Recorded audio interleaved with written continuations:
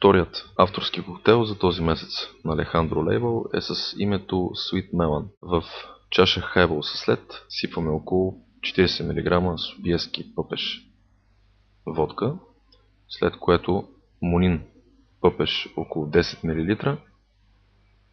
Доминиращия вкус на този коктейл, както съдим по името Мелън, е с вкус на пъпеш, след което около 50 мг сок от маракуя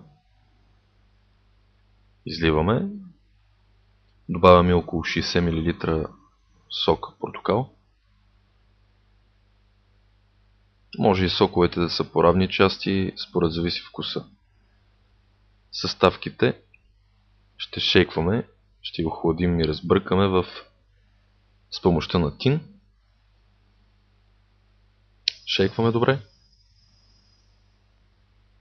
И в висока коктейлна чаша изливаме първо течността, след което отгоре изсипваме и леда, който е останал в тин.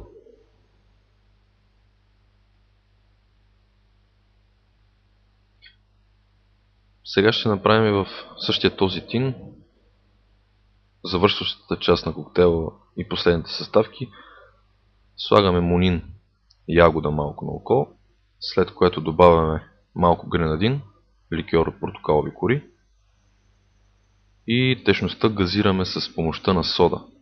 Содата на око добре разбъркваме и разклащаме с въртеливи движения, да размесим течността. Преди това ще оформим само декорацията на коктейла, която се състои от една шайба портокал, разрязан от едната страна, и с помощта на бамбуково стръкче ще нанижем и усучим портокаловата кора.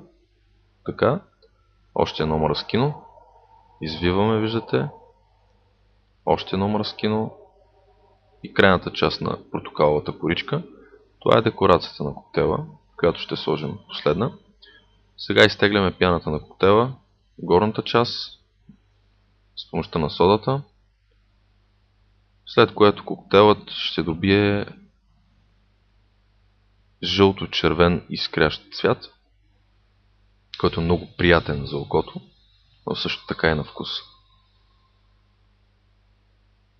Декорираме коктейла.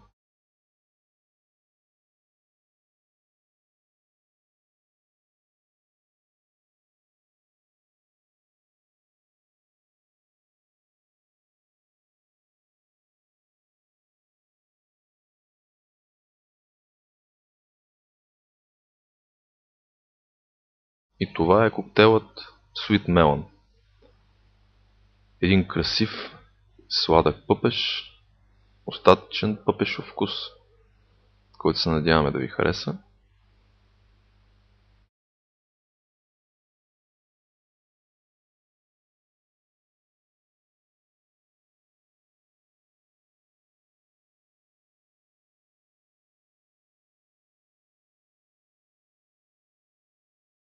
Това е от нас, от Alejandro Label, новият авторски коктейл, вторият за месец февруари, с името Sweet Melon.